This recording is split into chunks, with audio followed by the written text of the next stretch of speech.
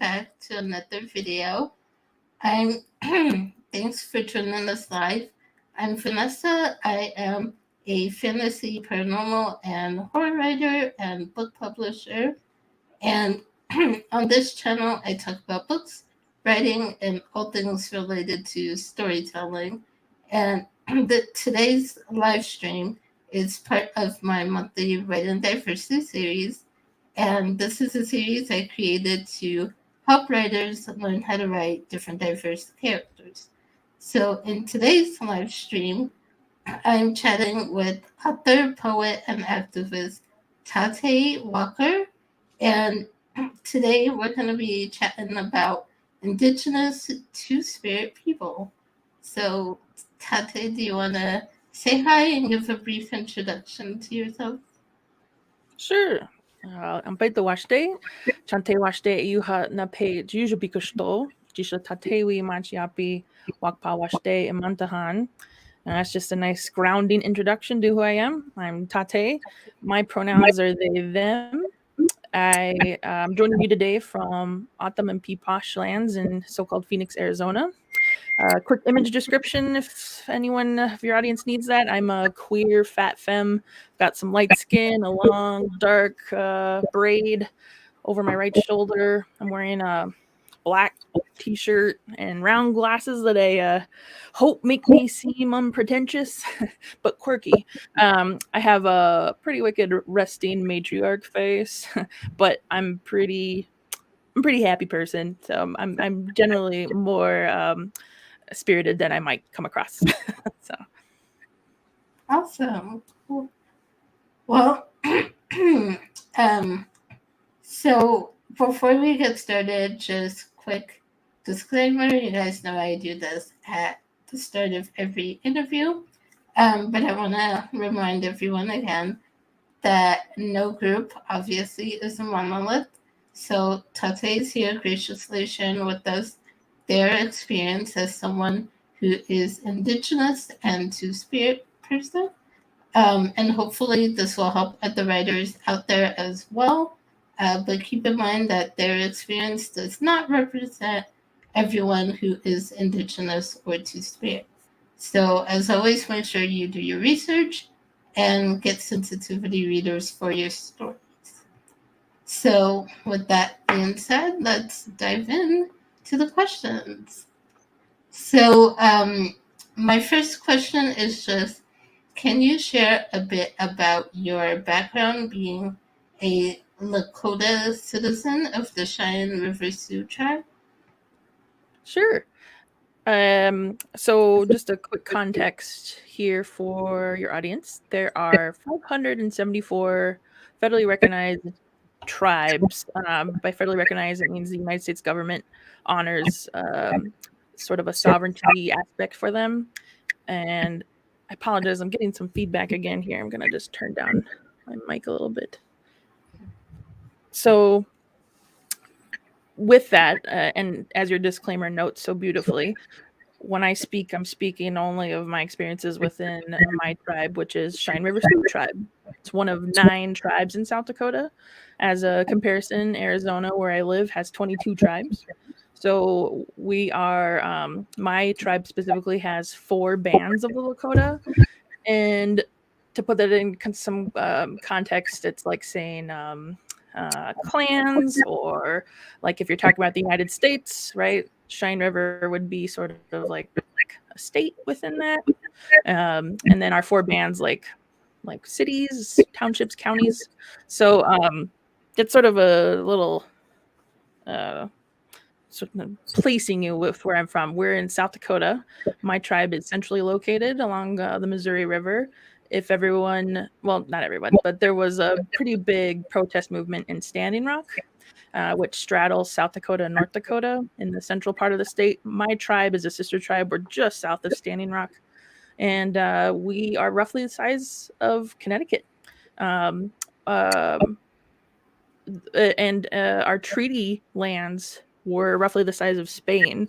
So when you talk about the sovereignty of my tribe, it's our land that gives us that sovereignty connection. our language gives us that sovereignty. And then for me, in terms of talk about background, it's my family, my Tioshbe, that gives me that connection and that sovereignty. So my mother's family is Cheyenne River. My father's family is from Brooklyn, from New York. They're Irish, so it's where you get some of this summer ruddy skin here. I love it. I don't know much about that part of myself though, so my identity is as a Lakota person. So I'm not sure what else you want to know there. I love being Lakota. That's a big part of my identity. It directs pretty much everything I do. Awesome. Can you share how I'm hearing feedback? Huh? Yeah, I'm not sure what that is. I don't know. But can you share how does your tribe differ from others, and what makes your tribe special for you? Sure. Well, we're the best, so just start with that. I mentioned before the 574 federally recognized tribes. That's just a number to start with, but every single one of those tribes has a different language, different governance system, different land base. Some of them don't even have land. Um, we have education systems, healthcare systems, and beyond that, 574. That's like a drop in the bucket. There's hundreds of other tribes that aren't federally recognized. They might have some state recognition, or their tribe might have just wiped out genocide. So that's there's massive differences tribe to tribe. My tribe specifically, what makes us stand out, I think, is the Lakota. I'm a direct descendant of Crazy Horse and his mentor, Chief Hump. They're battle strategists and heroes of the Battle of Little Bighorn, where General George Armstrong Custer was soundly defeated. It's one of the probably the most well-known and probably the grimmest defeat of United States soldiers on United States land. And let's see, what else are we known for? When folks think about massacres in the United States, in particular, my people, the Miniconjou, were part of one of the largest massacres of Wounded Knee, which was in 1890, I believe. And that gives that when you talk about like Wild West, a lot of folks think Southwest, but a lot of the enemy tribes that the United States was fighting against are from my neck of the woods, the Great Plains tribes. So I think I hate that we're like known as these like vicious warmongering folks, but we were pretty tough, and we were some of the last holdouts when it comes to like land and language lost to colonization, and again that genocide word. And we never ceded our lands. The Treaty 68 mentioned before as was the Lakota. It's called the Great Sioux Nation, but our lands were roughly the size of Spain in that treaty. And they never let that go. In fact, we have a place where the government is holding land interest for us, and there's just it's worth a lot of money, and we've never wanted to give that up. That's just pretty special. We have a very strong connection to place, to land, and then all language and to structures that are still in place, which is really special. And that's where the spirit comes in. Oh no. Let's see. I think we're having issues again.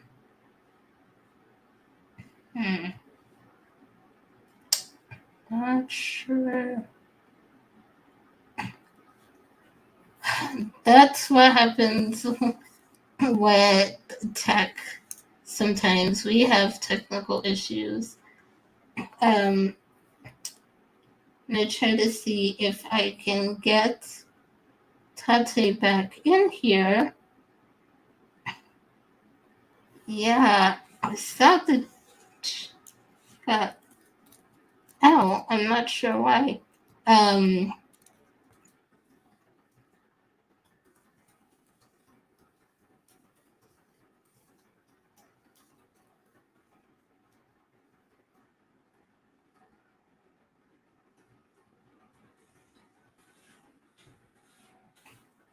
Alright, let me try to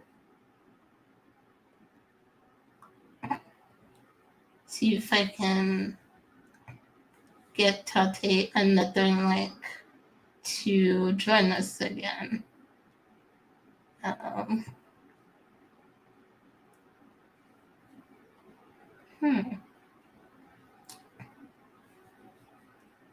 Not sure what is going on here. Okay.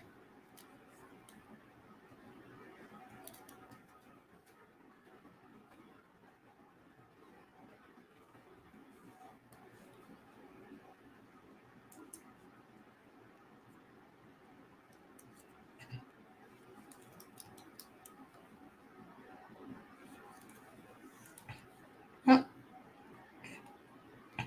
There you go. Surprise! I had just sent you another link on Instagram.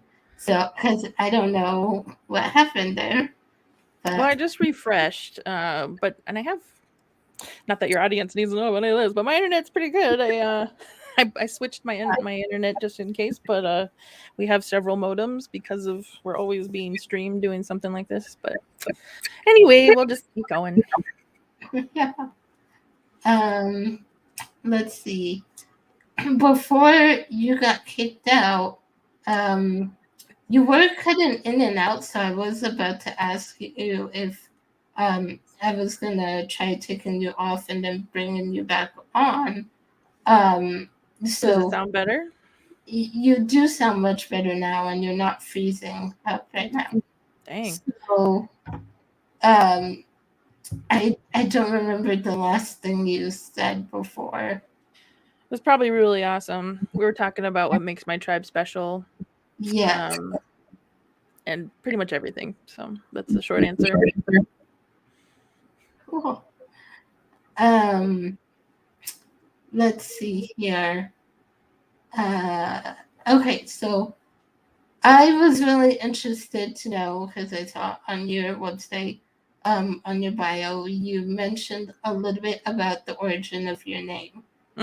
And I was interested in seeing if you can share with us about that, about the story that you mentioned on there of what your name means and how you got it. Sure. My full name is Johnny Taté Walker.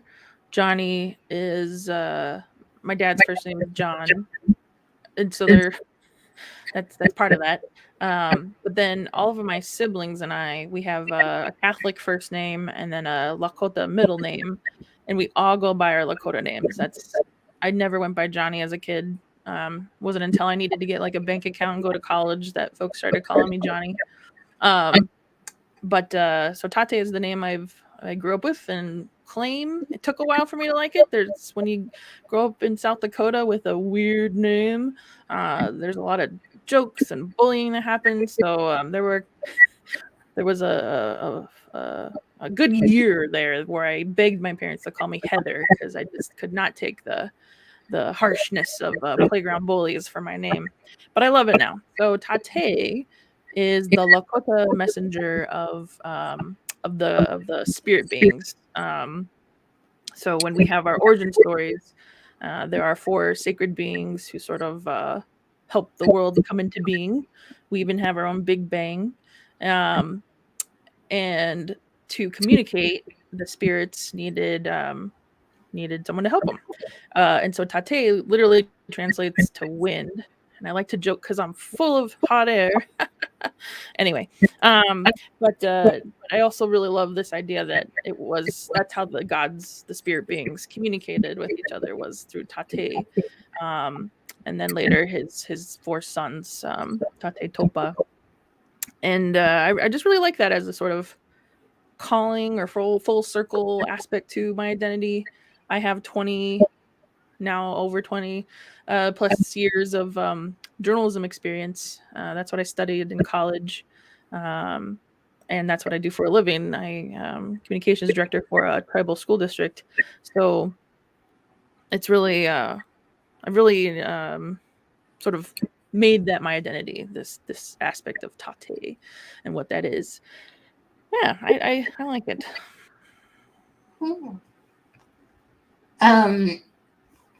So kind of going along that same vein, as a storyteller myself, one of my favorite things is learning about the stories and mythologies of other cultures.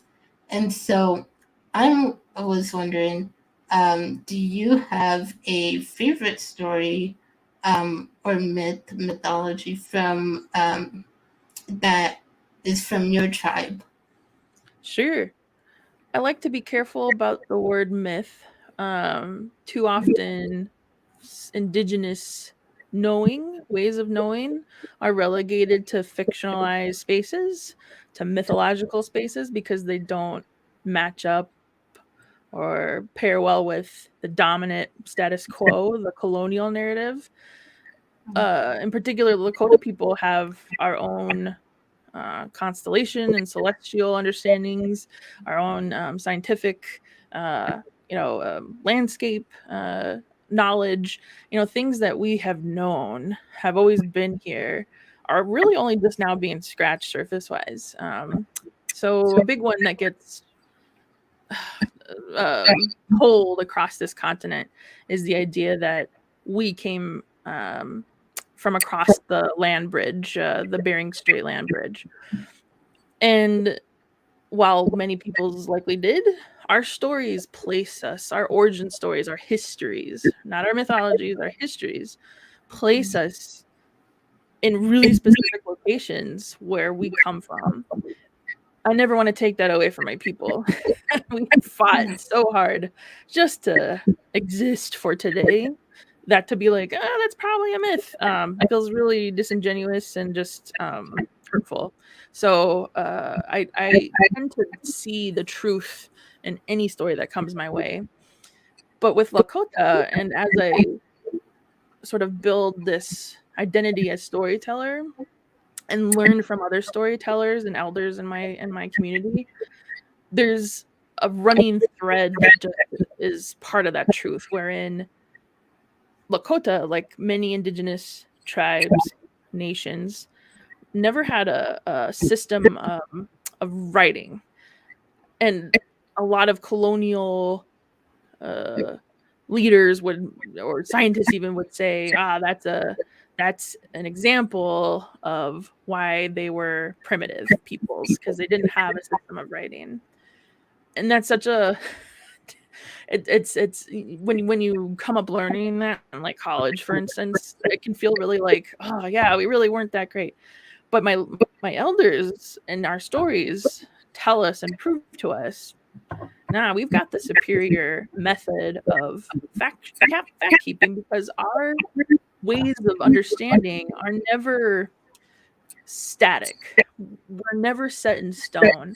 We don't have a canon that says only a male and only a female, or there was a rib or something like that, right? Like we have an evolutionary thought process that allows us to have a traditional language that can incorporate a word like astronaut, right? Like, oh, there's how would we have that from in terms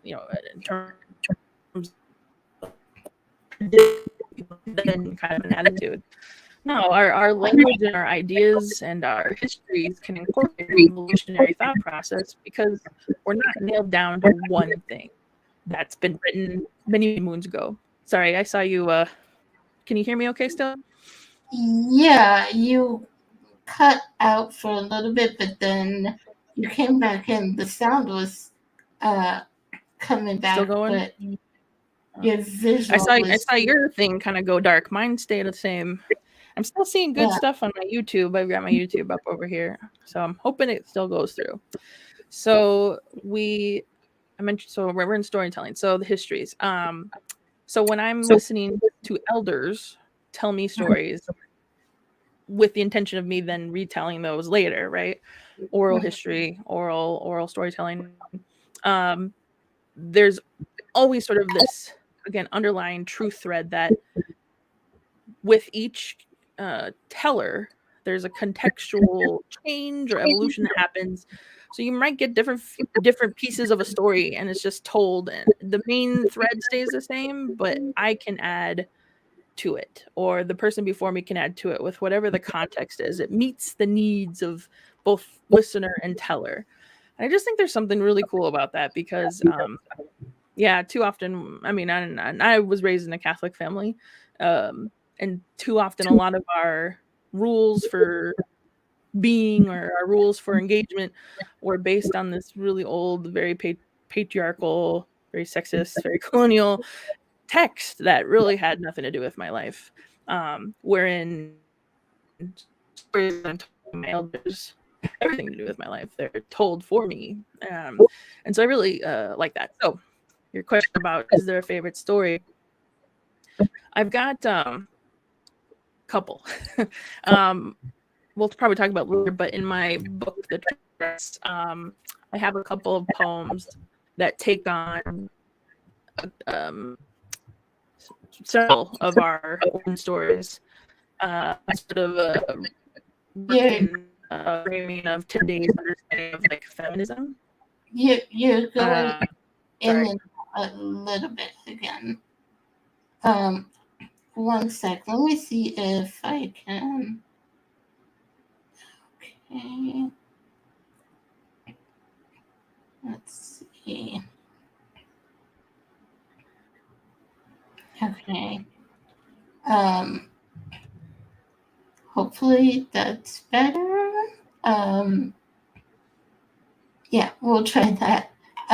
So I kind of got, you said something about feminism in your story, in your poem. Is that right? Yeah, it's roughly that. Just saying that I sort of retold stories with my own understanding of today's feminism. Okay. Today's Indigenous feminism, I guess. Yeah, I'm still hearing feedback too, so it's kind of hard to talk with an echo. Not sure what's going on. So I'm on a MiFi now, and it's perfect. No one else is on it. This is the only thing streaming from there. I'm not sure what's going on. Anyway, I hope everyone can hear me. Otherwise, it feels like it's for nothing. All right, so buy my book. If you get nothing else, buy my book. Okay, so I don't know how much time we have. The origin story. I don't know. So I feel weird because if this is gonna keep going in and out, I don't want to spend time telling a story. I'm trying to think of a smaller story I can tell. Maybe I could read a poem for you. How about that? That has one of the stories in there. This way too, if I get cut off, then I can say you can find that story in this book. Okay, so I'm gonna read part of this poem because it's a long poem, but it's one of my favorite stories, favorite histories. We have an actual artifact from this story about the Taté Walker, and that's our white buffalo calf woman. It's like a deity of sorts who essentially gifted our people, the Lakota, with ways to ceremony. So we have several places in our lives where we'll do specific ceremony, and we were given knowledge of that by Taté Walker. So she plays a really big role in our lives even today, and that's sort of the point of the poem. So it's called From Taté Walker with Love. It's a couple different parts. Here we go. Part 1. I'm 17, and it's my first time at Sweat. Men from the prison up the street sit in the dark with us native kids from the group home. No one has prepared me for what to expect, since I'm supposed to come preloaded with Ceremony 101. Inside the lodge, we're all hip to hip and too close. The smell of leather and dirt and BO makes me think I've made another bad life choice. With wood smoke on the stage, the air is an intoxicating blend of anxious prayer. My barely there spirit craves a fix. A Stygian darkness floods my eyes, sprinkled water kisses dozens of fired stones, and they create a passionate hiss of steam. It hits my exposed skin like a full body slap. Shocked, I gasp in air that burns my throat and lungs. A drum is struck to the rhythm of a Lakota prayer song, and both are loud enough for our Milky Way ancestors to hear. My senses are overwhelmed with dread. Deprived of emotion for so long, my body urges me to flee from the pressure of all this feeling. But my mind, consumed by the darkest depression, welcomes the scorching heat, like my skin welcomes a razor blade. I feel a release coming, and I think this might be what dying feels like, trapped under a dome of panic and resignation. An eternity passes. The medicine man ends the first round. He says, without judgment, we can leave because ceremony isn't a competition. The flap opens and a freezing February night sweeps in to soothe and caress our seared bodies within. The breath I take feels new, like I haven't taken a real breath in a long time. My body prepares to escape, exit, but one of the boys and two men depart and I don't want out anymore. The flap closes and darkness returns, but it's not a crushing anxiety that covers me now. No, the obsidian darkness staring back at me is comforting, a blanket over my head after a bad dream.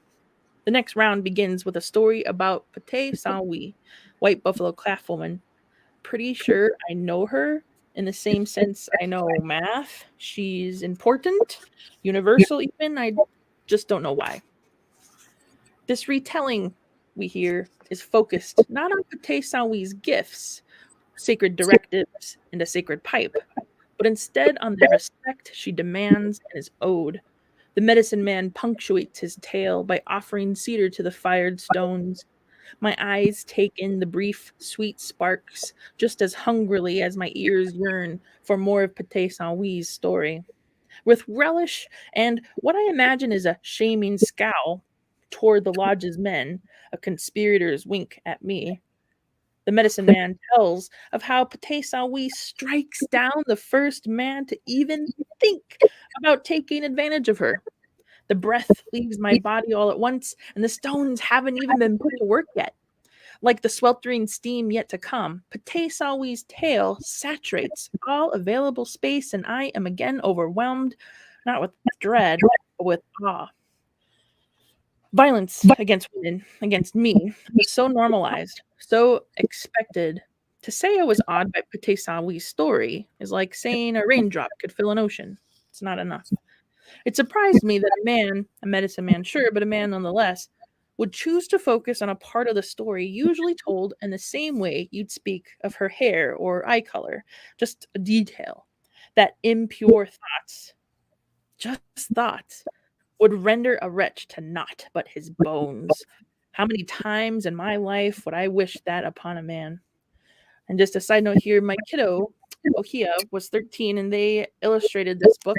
And there's a picture of Taté Walker smiting the guy who had impure thoughts. It's a major part of the story, but also not a major part. It's very much usually like this the beginning, and then she gives us all these gifts, and it's just this like, I don't know, sort of a detail. And so the poem goes on, but it ends essentially with me being metaphorically reborn from the sweat lodge after hearing this story for the first time. And it's such a pivotal moment in my life. Both hearing this story, a story of a woman who can say no, right? And as a young person who didn't get that message. In fact, was screaming no inside my head and not being able to say it out loud and having my consent violated, essentially my body violated. That was such an empowering story to be told, and it stayed with me far beyond just that telling of it. But Taté Walker is so important in our whole belief system, that I've written about her many times. So I think if I have any story that's sort of a pivotal part of my identity, it's Taté Walker. And what is she the goddess of again, or deity? Yeah, and I use deity as sort of a rough translation.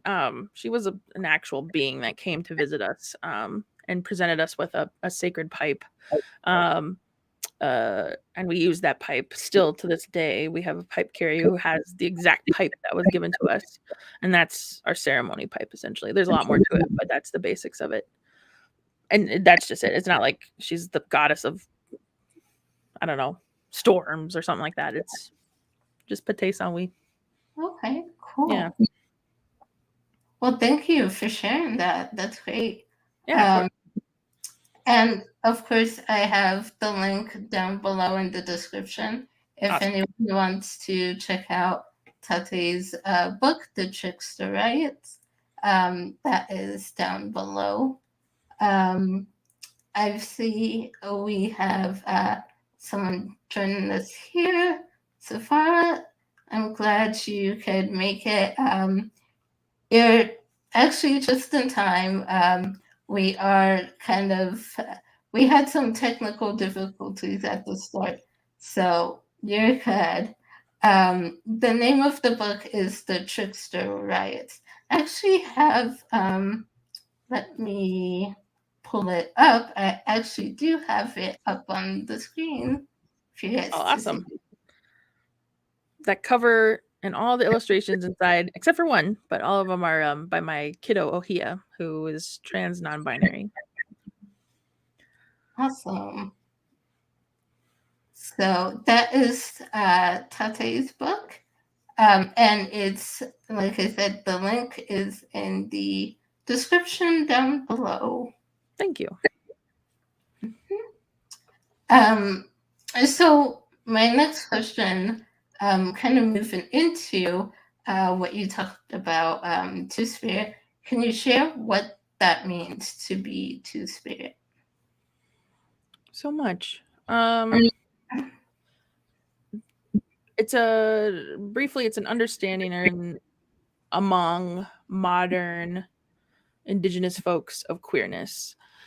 So in the 1990, when I was 6-ish, 7. Anyway, when I was young, I wasn't part of this group at all. But they met in the Northeast, and they, as in queer natives, got together and essentially decided we need a space for ourselves within the queer movements. So when we talk about like LGBTQ plus issues, a lot of that space doesn't even recognize the issues Indigenous people face, especially when you consider that queerness has always been accepted on these lands pre-colonization. It seems like a big slap in the face from a community that we expect to be inclusive. So it's the space is for us. So Two-Spirit is an understanding of Indigenous queerness. So you can only be Two-Spirit if you're Indigenous. This isn't a term for anyone who isn't Indigenous. That's the first thing. Second thing is it's not meant to be a binary two. I think in the past there was this understanding that two was like the expression of masculine and feminine coming together. And I think that was a good place to start. But as I mentioned before, a lot of Indigenous concepts are meant to evolve with time and context. And so I also have a poem that deals with this specific issue about two spirits. And the way I present it is not two as in like a number, as in male and female, but two as in TOO, as in more than the sum of any one explanation. And I really like that because there's so much to being Two-Spirit when you talk about each individual tribe. So we mentioned the 574. You mentioned in your disclaimer, we're not monolith. And that is especially true for something like Two-Spirit. When I first came to the term, I was in college, and it was ironically a white professor who presented the idea to me, and I had no idea what it was. They were like, "Oh, you're Indigenous and you're, queer, questioning. What are you Two-Spirit?" And I was like, "I don't know what that is." So danger to see a native who's queer and say, "Oh, you're Two-Spirit." It's definitely back up. So in my community for Lakota, my specific community, Two-Spirit isn't something I can just claim. It's not just like a accessory I put on just because I'm Indigenous. It's a role, it's a responsibility that I'm called to. And that came to me through ceremony, which for Lakota people is a really intense and important and vital part of becoming trusted in the community, to becoming we have a term called oyate, which roughly translates to like community or city or town, but it's really more than that. Like, we're all responsible for each other. And so where does my accountability come from? And Two-Spirit is a big part of that. So when in ceremony Two-Spirit comes up, for me, it was a recognition that I had talents to share with my people. I was studying journalism, like I mentioned. I've made storytelling sort of my life calling. And that's part of that Two-Spirit role that back in my early 20s was offered as like, do you want to participate within this society, this community, this oyate? And I was like, yes. And then it was, well, this is what you have to do. And Two-Spirit was sort of how that was encompassed. So basic, not super contextualized definition is Indigenous queerness, but not every Native person who's queer is Two-Spirit. And Two-Spirit for my people is very much a role versus like a checkbox. But for other people, it's maybe not as an intense of a understanding, if that makes sense. In fact, Two-Spirit is just sort of like an easy way to talk about it in a colonial way, right? So speaking colonial, in Lakota, Two-Spirit for me is Witko, which Witko is like crazy, but crazy not like a mental health, crazy like someone who can see beyond. We had a leader, Crazy Horse, I mentioned there, my direct descendant, and Crazy Horse is Tashinko Witko, and Witko was a name he was gifted for his battle strategy, essentially, like his ability to lead his people. And so to have Witko in my own ceremony name is such a like not just privilege, but like a responsibility. Like, I really hold that as something that I've still working towards in terms of an earning. I hope that helps. I've seen actually just recently some discussions on like Instagram, social media, where there's a lot of younger Native queer folks who are rejecting Two-Spirit. I shouldn't, maybe rejecting's too harsh, but they have built on to Two-Spirit and now claim the term all spirit. It's an interesting thing. It's just sort of like rejecting the binary two, more or less, which again is, and I think one reason we capitalize it is because of the understanding that it's not just two like two, but two as in TOO, a more than, which again is why I like it and claim it. But other folks in very valid ways don't claim it. So again, just we're not monoliths.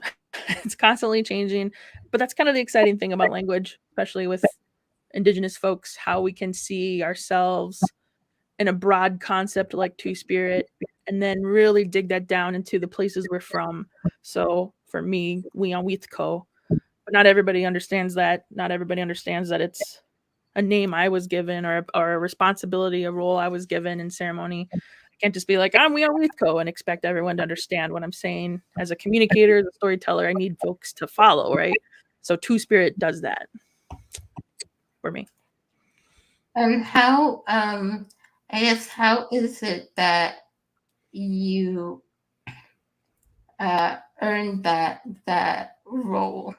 I know you said it was given to you. You were asked if you wanted to be a part of this, and you said yes. How, like, is that for others in your tribe? Would that be the same sort of way they would earn it, or is it just like? I guess I'm wondering, are there different ways to earn that role or come into that role?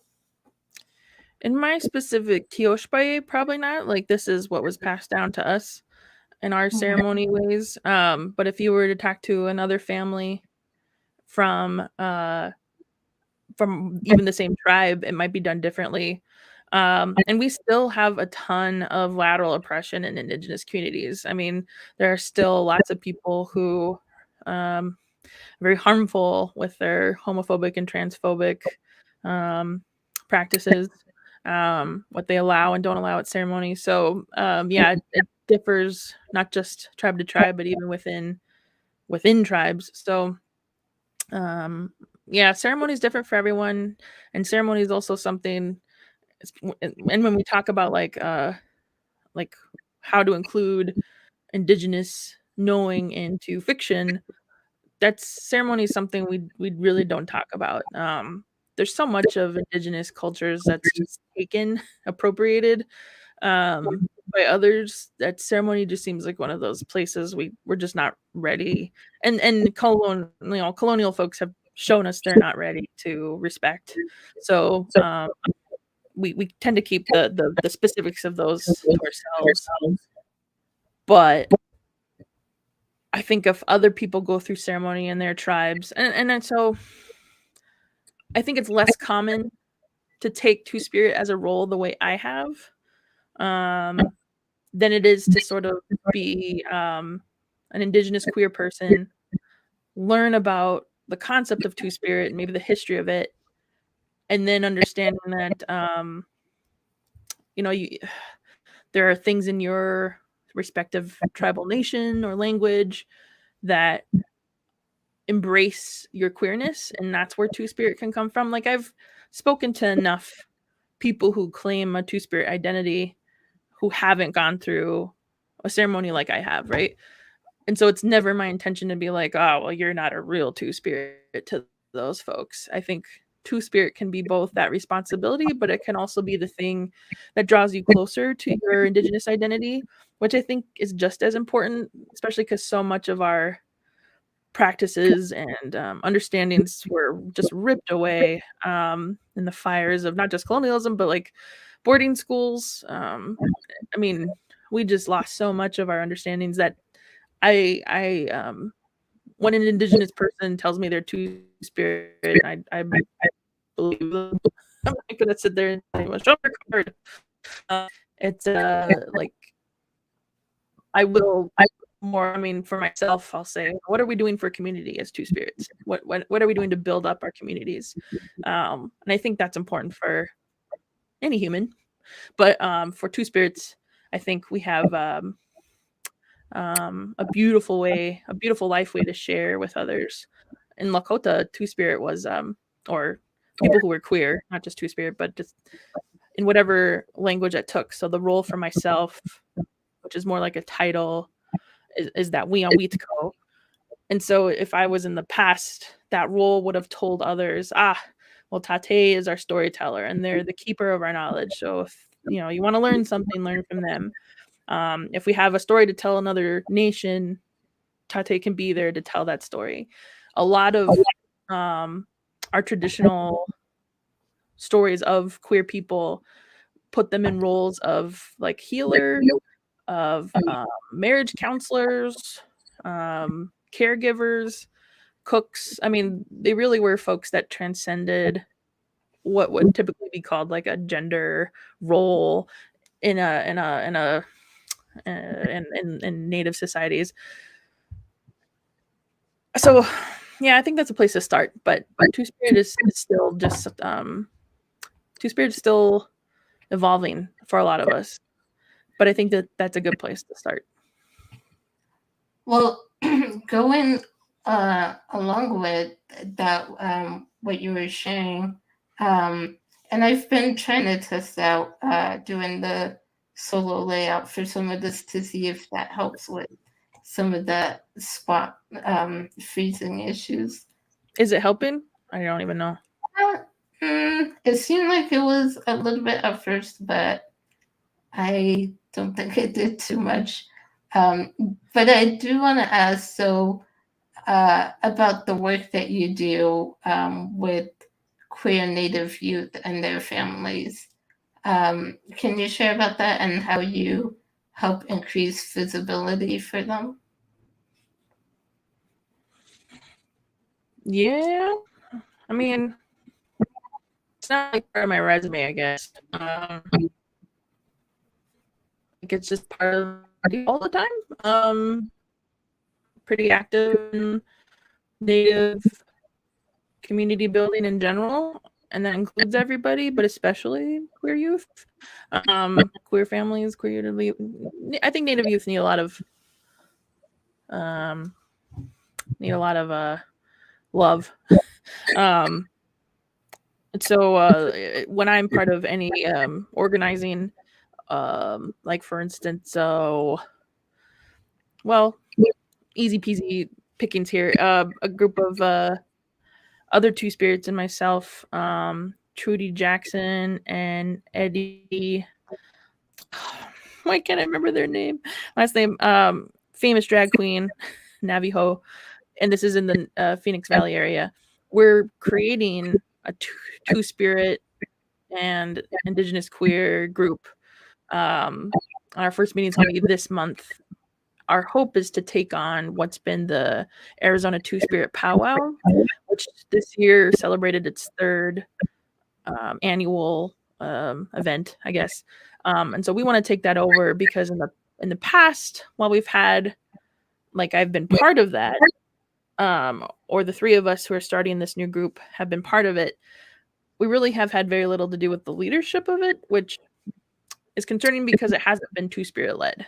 Two Spirit Powwow that hasn't been Two Spirit led. So we're really trying to take back those roles and really create spaces that are for us by us.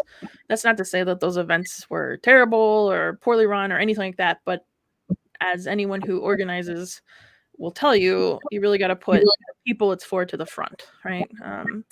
So white people can't lead Black Lives Matter. I can't lead Black Lives Matter. I wouldn't be able to lead a Navajo gathering, right? Like, I'm not Navajo. So it makes sense that a Two Spirit powwow would be led by Two Spirits. So that's just one example. So our group is going to be specific to families. We want this to be a place where not just youth or not just adults are doing community building work. It's we want to have a space where young people can grow into the leadership roles, so it's self-sustaining. I mentioned before I run a tribal school district. I don't run a tribal school. I'm a communications director for the tribal school district I work for. Just giving myself a promotion. One of the first things that I did in my new role was to write a policy, that was a trans-inclusive student policy. So it was it wasn't that we were kicking trans kids out, but as always, the Arizona legislature is just always a bummer when it comes to embracing LGBTQ plus youth. And we really wanted to take a lead on protecting our students. So whether it was sports or bathrooms or pronouns, that policy written back in 2017, I think, helps us push those forward. Should we have any issues, and we haven't. The world didn't end when we pushed that forward.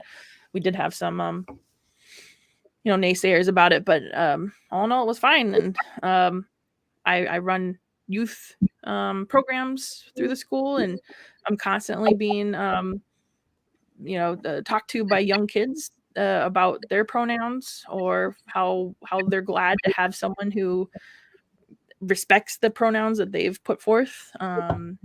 Anyway, so like we're not talking like big kahuna like billboard stuff, but I find great joy in the day-to-day interactions with young people and families.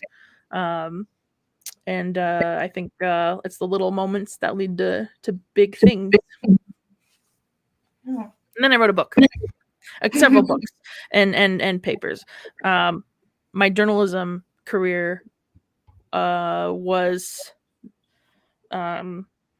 I only embarked on it because I had mentors who were Native journalists themselves who said, if we don't write our stories, who will?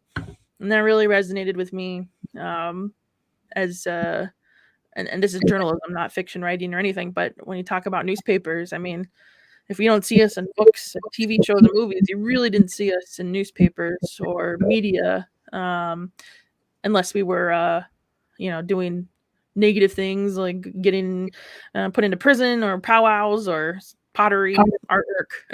And that was pretty much it. We were really, really relegated to stereotypes. And it became a big motivator for me to write stories in an accurate way. So that brings me to one of my next questions, was just what sort of challenges do people, Two-Spirit Indigenous people, face? I think outside of what queer folks in general face is the purposeful non-remembering or forgetting, the purposeful forgetting that our people, queer people, our queer Indigenous people have always been here on this land. When I go to the courthouse or the legislature, and I'm part of a trans youth testimony crew, and I'm the only Native there, it's and no one talks about like Indigenous people or Indigenous youth. It's sort of a sad reminder that no, we're not at the forefront or priority of anyone.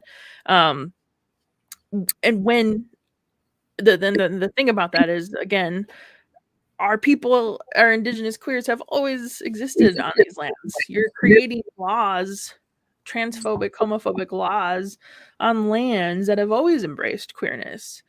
And that just seems like doubly slap in the face. Like, not only are you trying to make these laws that are so harmful to young people in particular, but laws that totally disregard and displace our Indigenous folks, just is really hard to understand and comprehend.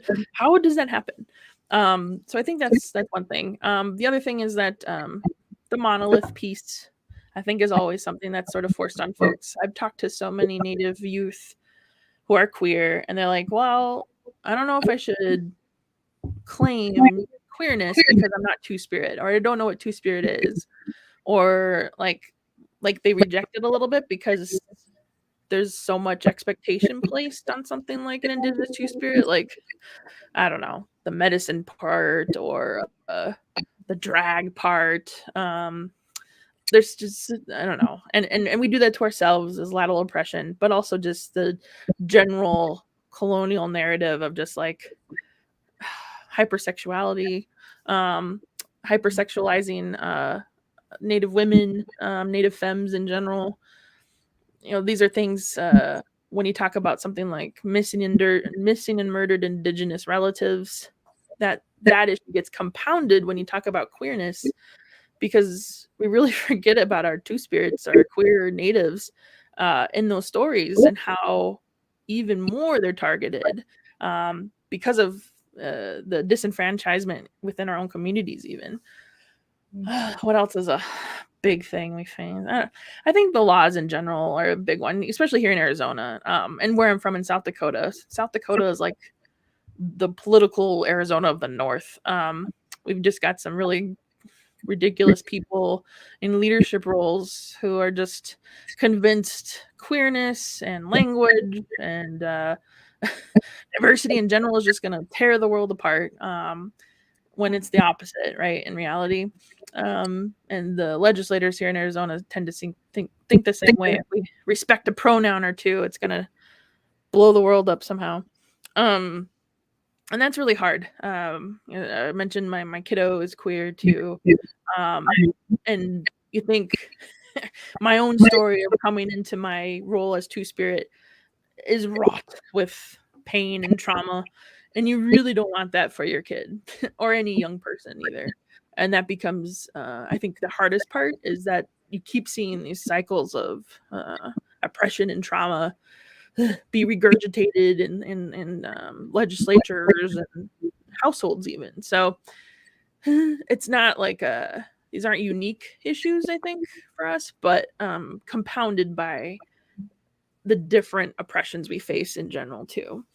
I think a lot of marginalized communities can relate to that. You know, I'm not just Black, but I'm disabled, or I'm not just Native, but I have ADHD, or I'm not just, whatever it is, these compounding of traumas that the world just can accept all of you, right? It's kind of a one or the other thing sometimes.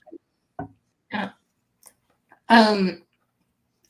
So one of my questions was going to be, while I was getting ready for our interview, I came across a tweet that you made a while back. It was a response to a tweet by Jason Mraz, and that used the term Two-Spirit. And in the thread of one of your tweets, you said non-natives who tried to co-opt Two-Spirit as some trendy term their wives picked out of the air are perpetuating settler violence. Tribal people, especially Indigenous, queers, and trans folks, have endured and survived for centuries. So I was wondering if you could share about that, and like, what did you mean by perpetuating the settler violence? If you remember, I know it was. I mean, I guess everything I have said before this is that. Let me try. I'm trying to break it down into a tidbit. So I mentioned before, Two-Spirit is a term that's only for Indigenous people, and that's a full stop statement. It's not for even fun-loving, just coming to terms with their queerness pop stars. In Jason Mraz's case, his wife saw the term Two-Spirit and was like, "This is really cool. You should. This is speaking to you, Jason." And he was like, "Yeah, totally. It's totally Two-Spirit." And that I've come across that myself when I speak. I facilitate. Queer discussions, especially when it comes to Indigenous queerness.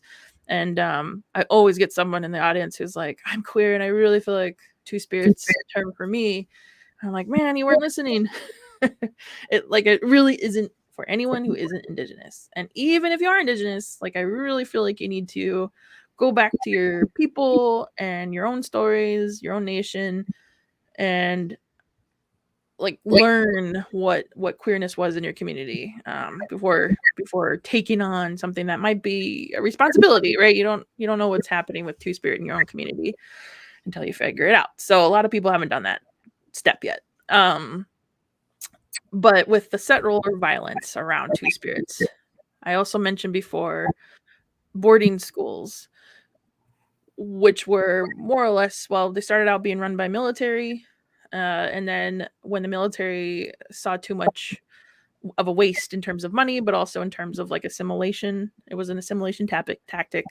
They stole Native kids and put them in a school and essentially taught them to be white, cut their hair, put them in different outfits, beat them and violated them if they spoke their language or practiced any of their beliefs. And when they came out of these boarding schools, they were essentially white.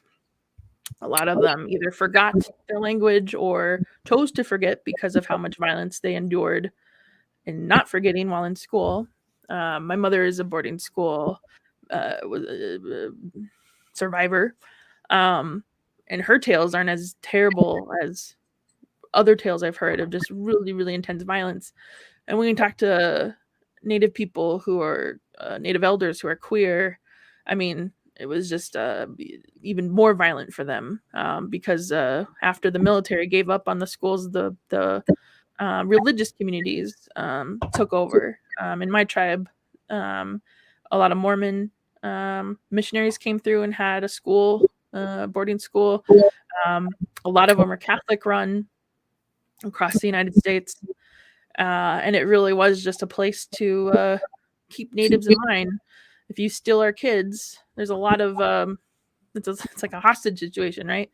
Don't act out. We've got your kids. And so it became a really great way to keep natives in line, but also to destroy the culture and the language and the relationships that were such an integral part of what it was to be part of your tribal nation. So the settler violence is about all of that. But when you talk about queerness, it's about literally just demolishing our understanding of queerness within. I mean, you talk about just like I mentioned, I was raised Catholic. I mean, how much of the narrative in religious families or religious teachings is how queerness is a sin, sexuality in general is a sin, but especially if you're queer, wow, you're like there's no hope for you. I have a couple poems about that piece in particular, just like when you're raised Catholic and then you start liking the other Catholic girl in your neighborhood, it becomes a really uncomfortable space to occupy. And so, yeah, settler violence is the just the taking and destruction of those concepts. And when you talk about perpetuating it today, I mean, for however nice I'm sure Jason Mraz is, never met the guy, but seems pretty cool. The taking of a term without even the barest understanding of what it is, without even Googling it to see what it might have stood for or where it might have started, like that's settler violence. That's colonialism. It's colonizing a term that we just barely have started reclaiming for ourselves. That's what I meant by settler violence. Well, thank you for sharing that. That's, I, as much as, it's important to hear these stories and for people to be educated on it and learn these things, it's always hard to hear as well because for me, it makes me so angry for what Indigenous people have had to go through and suffer.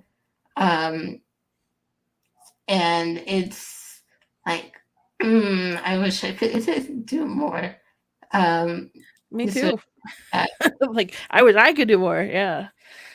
And I think that's where storytelling has really, or that identity, and why I probably wrap myself around that piece of myself so tightly is because it feels like a way to right some wrongs. So, well, speaking of telling stories, what would you like to see in terms of representation of Indigenous characters in the media, especially queer Indigenous? yeah, we need to put Native people to work in media. We need to see more Indigenous people at the helm of TV shows and studios, movie houses, media empires as editors. That's really missing. There was a really great clip that did the rounds this weekend by Takai Waititi, who's Maori and has done a lot of I'm sorry, is it Maori? No, I can't remember. The Thor director. I can't remember. I'm second guessing my understanding of where he is, but anyway, Pacific Islander, Indigenous, really famous. He had a really great statement this weekend. Like he was talking at a panel about how to make Hollywood more diverse, and he was like, "Mother effers, like it's because of panels like this, and you guys wasting our time at these panels that we don't have." Some writers or directors or executives working because you have us doing this stuff. We need to stop like talking about diversity and actually just like doing it, right? Like we have the shows ready to go. We have brilliant writers with stories to tell, and who have been working, but mainstream or status quo doesn't want them anymore. I'm thinking specifically of like Rutherford Falls, which started on Peacock TV and did 2 seasons and was such a brilliant show. If you talk about like what do you want to see, like I saw myself in that show, and then it got canceled, which happens to any show. But it's like, oh, we had this really brilliant show. What happened? What was the name of the show? Rutherford Falls. Rutherford Falls. Yeah, and it actually had a writer and lead star from my tribe, Cheyenne River, Janice Meeting, and she's on another show now called Reservation Dogs on Hulu. Also fantastic. They're gonna start their 3rd season. But I mean, like we're given these little scraps, and then it's like, look, we did it. Bye. And so like there's pieces that are working well, but we need to just see the continuance, right? Like it can't just be one time, 2 times. Like it has to be all the time. And there's enough. I mean, we have streaming services. Like there's no reason not to have these shows. Like I would pay double the subscription to have that show. I canceled my Peacock subscription when they canceled the show. So, but yeah, so I want more writers. The shelf behind me actually is purposeful because it's this is a shelf of just Indigenous writers. I have a library in front of me that's my other favorite books. I'm a voracious reader. I read 250 books a year. I love young adult fiction. I love science fiction, fantasy. I love it all. It's what really gives me life sometimes when I'm like, oh, what am I gonna do? I read a book. And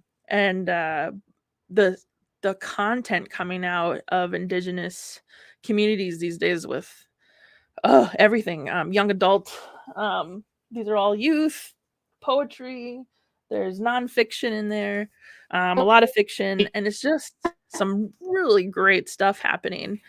But like with my book, we're talking about independent publishers, and while we have great stuff coming out, like it's just not hitting larger audiences, and that's often by design, right? So we have to really seek out these books. And I mean, am I interrupting you? I can't tell. Oh, okay. But yeah, I mean, we have to seek out these books, which is fine, but not everybody has the time or privilege to do that. I thankfully have both. But yeah, I would love to see these types of books and more in the hands of Native youth all over the place. In fact, talk about like, I always forget the things that happen in my own school district I work for. We have kind of it's not a policy or anything, but it's sort of a purposeful or intentional way to get books into our students' hands. We pretty much only buy new books now by Indigenous authors. And when we do things like Read Across America, a World Read Aloud Day, it's all Indigenous books. And we are able to give free books to every student we have. So like, let me see if I've got one of my favorites of all time is Lots Away, written by Darcy Little Badger, who's Lippin Apache. I've got to hang out with them a couple times. But the main character is asexual. Not a huge part of the book at all, but when you talk about being a queer Native, it's like, like, you don't see that very often. And this has been a multiple award winner Anyway, this isn't a promo for Lots Way, but we were able to put this book in the hands of all of our high school students for free. Don't know if all of them read it, but I mean, like, if they do pick it up, they'll see themselves in these pages. And I think there's just some great magic that happens when that representation is met. Not just met like, oh, there's a native in a book, but like a well-developed, fully realized character, right? Because I think sometimes, like, I get weekly dozens of emails from people who want me to read through their book to tell them if their native character was done right? Like, what can I do better? What was wrong? First of all, I don't have time to do all that as much as I would love to, but also I really don't need to read the book sometimes to tell you you've got a probably one-dimensional stereotype in your book. I mean, your book's not about natives, and it's this one character you have is probably just a lip service, right? It's not you could put any identity on that character and it would be fine because you haven't fully developed the character. Hope that makes sense. I think for writers it might, but like, yeah, I it's very rare I'll come across someone who asks me to read their, as a cultural reader, sensitivity reader, and that I haven't been disturbed by something that I come across. I'm like, anyway, so when I have a book like A Lot's Away or some of these other ones, it's such a, I don't know, the feeling is hard to describe because it's so new, like to be recognized and to be find yourself in a book. You don't have to go like, for me, I joke a lot because I'm like, okay, you've got a native person, or you have a minority character is usually what I'm left with, right? It's a minority character of some obscure brownish skin tone and light eyes, or they have long hair, or they're a mom, or they have ADHD. And one thing as queerness is starting to become a little bit more mainstream in a lot of books, but I never see a fat character ever. Like, fatness is an identity that I have and embrace, and it's part of who I am, and so I talk about it a lot, but I never see books with a well-developed fat character. But if you like, for me, I'm really reaching into the depths for a lot of these books that I like to find myself. But the Indigenous characters that are being built are so well done. Yeah. So what do I want to see? Sorry, I'm trying to answer your question now. What would you want to see in terms? So for non-natives who are writing with characters who are Indigenous, if I want to see anything, it's that I want to see a character that if you were to replace the culture, right? The character Taté, who's Native American, is a soccer mom in the suburbs of LA. Just for example, like, can you replace Native American with anything else? Yes. Right. So to me, that character Taté, despite the name and despite the fact that you've told us, not shown us, that they're Native, like, just becomes again that lip service. So if you're gonna use a cultural identity, especially one that's not yours, I really want you to just really delve deep in, like, why do you want to use that character? Why is that an identity you want your character to have? Like, why is it something that's important to that character, to the plot of the book? I mean, I'm not asking for every character to be Native who's a main character. Like, I get those side characters, whatever, but like, I'm tired of being the Tonto in the story. And so that's why I'll usually, if someone tells me they're writing a Native character and they want me to sensitivity read, I turn it down quite a bit these days because I'm always disappointed. I mean, I really can't think of one that I've been like, yeah, this is really well done, because they always put stuff in there like the grunts, or I'm poor, or I'm adopted, or Indian burial ground. Oh my God, Stephen King can just shove it. There's just so much problematic character development is the problem right now, I think. And so my suggestion is don't use that character, don't use those descriptors. Try something else that's more meaningful to push the plot along, because there usually something is. I don't want lip service, when I mean, like, thanks but no thanks. Yeah, that it's just, I don't want that anymore. So I go towards Indigenous authored books. Can you hear me?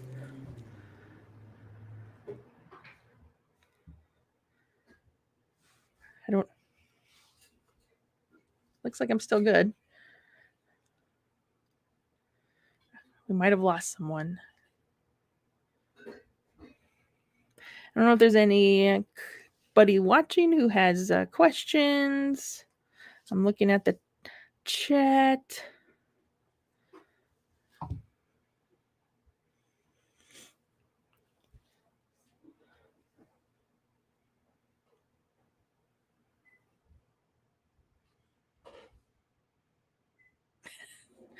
I don't know if we lost our host.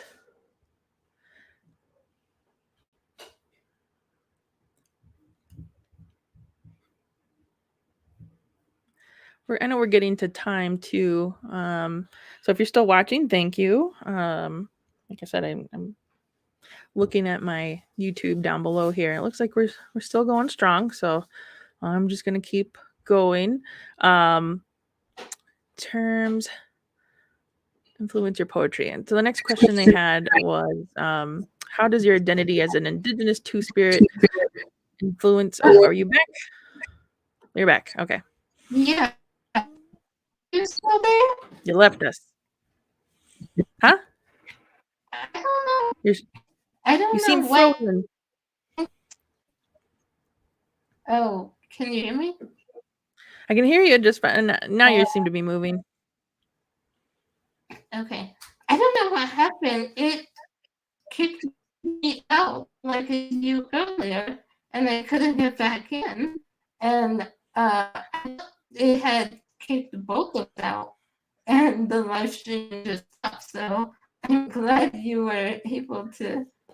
I know. I was like, well, because I'm watching the YouTube, and it seems like the YouTube kept going pretty good. So hopefully that was helpful to people. I hope so, because I'm like, what is going on? I don't know what's going on with the internet. I hate my internet provider, but unfortunately, Cox is the only one we can get over here, and I hate them. I just canceled my Cox subscription today. It was the hardest thing I've ever had to do. I hate Cox, but it's the only one they'll allow over here. So, we just got Verizon internet. I don't know if that's something you've looked at, but yeah. I will need to look at that. So you were continued to speak while I was gone. I'm not sure how far you got up to. I was at the question about just the next question, really. I didn't want there to be too much lag. But maybe we can go into like we kind of hit number 13 pretty good. Want to see in terms of representation of Indigenous characters, queer characters. I guess we got that. Maybe we could move on to number 14, the harmful tropes. Because I kind of hit on the other ones pretty good, I think, and I don't want to be redundant. Okay. Cool. Okay. So stereotypes or harmful tropes you think writers need to be aware of? Yeah. So many. I think the ones I see the most are like for horror tales, Indian burial grounds. Like, there's something going on here, and it must be because this is an old burial ground. It was cursed by an Indian. That happens way too often in Stephen King books. But also it's still, around in just random books. I read, I can't even remember what it was called. But there was and it was just a brief mention, but it was like, ah, yes, we're having this zombie apocalypse, and it's because of this Indian curse, and it's just like, ugh, really again, like it's just tired, as all stereotypes are. But it's like, I don't know, they never really explain it either. Like, well, what does the curse say? Like, all your problems essentially are because of this curse. We don't even know what the curse is, so don't use it. Find something else, because there's got to be something cooler. I feel like that's just lazy writing.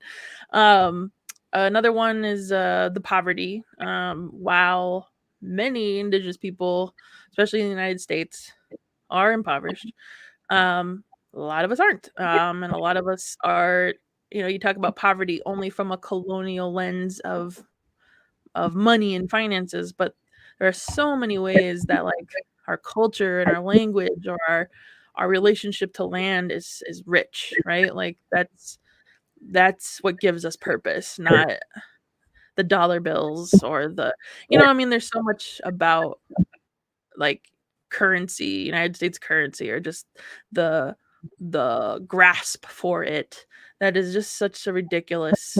It's just ridiculous, right? Like, our country's trillions of dollars in debt, and we can raise the debt ceiling, but, like, we have credit scores as individuals. Like, it just seems funny to me. Like, I don't know. So, like, consider what you mean by poverty. Like, being poor isn't the detriment.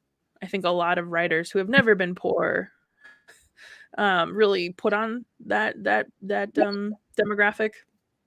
Yeah, it can be terrible, but it doesn't have to be either, right? Like, and it's definitely not a foregone conclusion for Indigenous people to be poor. I just don't. I don't know. There's more to it. Another one I see a lot is the long dark hair and the brown skin and the offbeat accent, like the red accent, which is fine, but, like, it's not developed characteristics. I Even within Native led books, like, there's a couple of Indigenous authors who I think get it wrong, trying to meet the white gaze that they want in their audience, right? Like alcoholism, or just the look of a Native, right? Like, oh, the turquoise and the, I don't know, teepee and whatever. And I'm like, oh, this person never, like, their tribe never lived in a teepee. Why are you putting them in a teepee? The pan-indigenousness of just a character that's Native American. Like, that's always super red flaggy to me. If someone's like, my character is Native American, I'm like, what does that mean? That's like me writing a book and saying my character is North American. Like, Yeah. that doesn't narrow it down. That's not specific enough. There's 574 tribes that could be Native American. What else? I think those are big ones, and I think enough people, like, still utilize those that it's such a yeah. I think I'm done with those specifically. Those are the ones that come to mind, top of my head.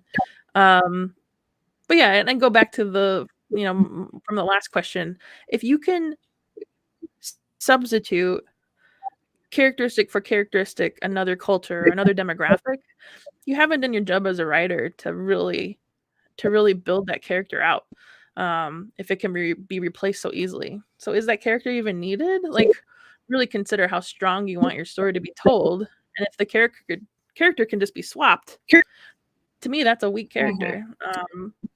So yeah, do better for your audience.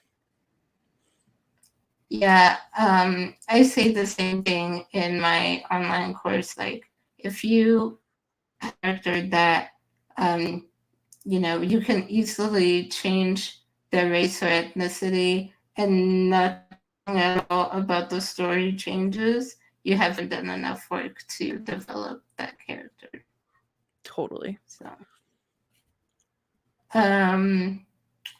the last question was, are there any books or resources you'd recommend for writers wanting to learn Indigenous Two-Spirit people. I'll also add that from the question earlier about your response to the tweet, I did see you posted several resources in that tweet thread, and I do have all of those linked down below for anyone who wants to check them out. Awesome. Very cool.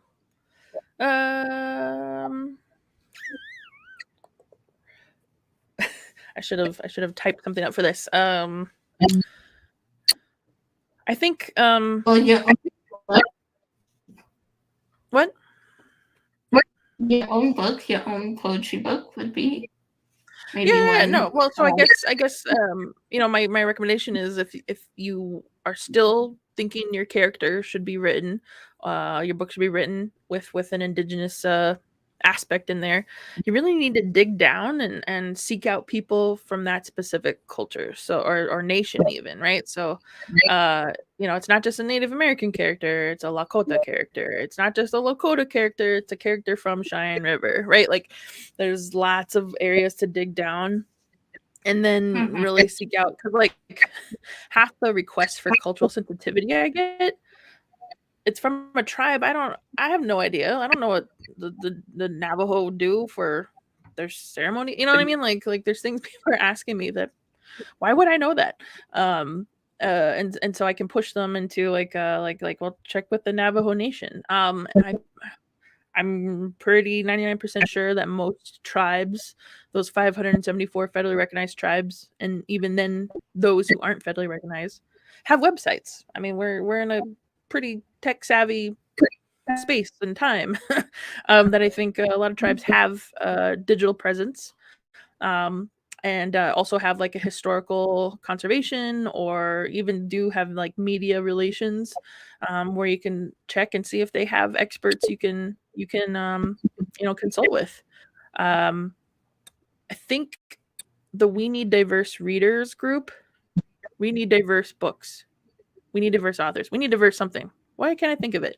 But they have a sensitivity like spreadsheet, sensitivity readers and spreadsheet that has a plethora of different demographics and identities that people will read for. So like I can read for Lakota and I can read for Two-Spirit, or I can read for fatness, or I can, you know what I mean? Like there's elements of like consultative expertise, you know, I can offer you.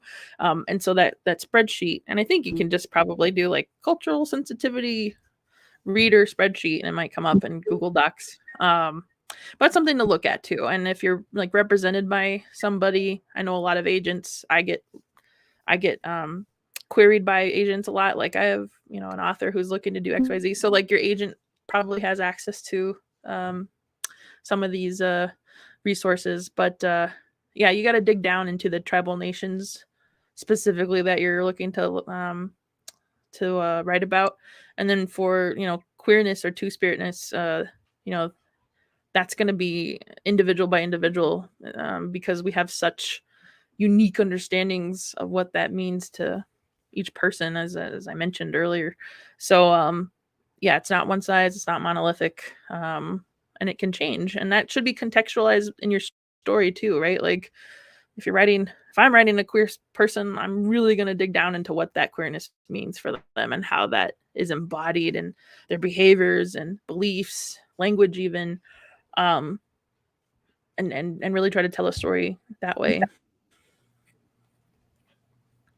Okay. Hope that helps. You can also reach out to me, jtatewalker.com. That's my website. And I might not always take your query, but there are some projects that really do pique my interest. But even if I don't take your query, I will always send you to another resource. Like I don't just leave you hanging. So Awesome. Thank you for sharing all that. I am going to, I think, wrap up from here, since I'm still having medical issues and getting kicked out again. yeah, I'm struggling to hear you. Yeah, so we'll wrap up here. We're already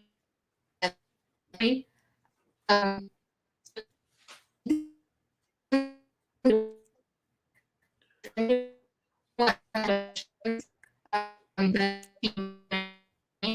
leave a comment in down below this video, and I will reach out to Taté and see if they can answer this. And I might just put up the Q&A questions we get.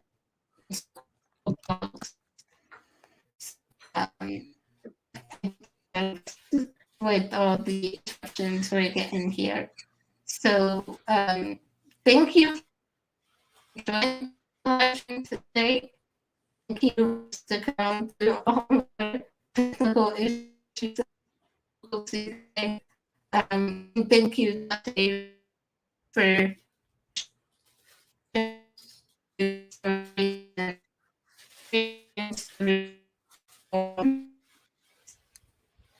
I don't know anything you just said. I heard thank you though, and I thank you too. I really appreciate this space that you've created, and honored and humbled that you asked me to join it. I hope the recording can give us more. And if anything was unclear, please reach out to me, jtatewalker.com. We'll leave it in the comments and stuff. But I'd love to chat with you more about this sometime. But thank you, Vanessa, for everything.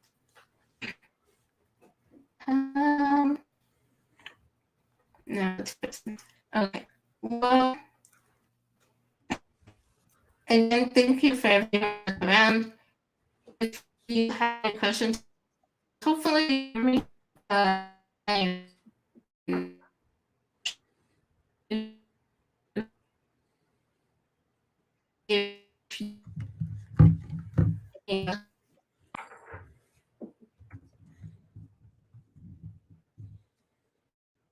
think we lost Vanessa. I'm gonna end this though, and I'm gonna log out too. So again, jtatewalker.com. I'm gonna leave it in the comments to this video. Thank you so much for joining us, and happy writing.